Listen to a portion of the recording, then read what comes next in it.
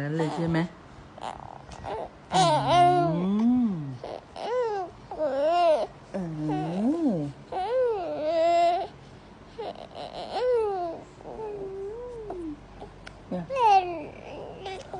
เหรอโอ้โหโอ้โหมาขนาดนั้นเลยเหรอฮะเยอะขนาดนั้นเลยเหรอโอ้โหคุยกับใครเนี่ยคุยกับใครคุยกับใครน้องคุยกับใครคุยเก่งคุยกับใครก็ไม่รู้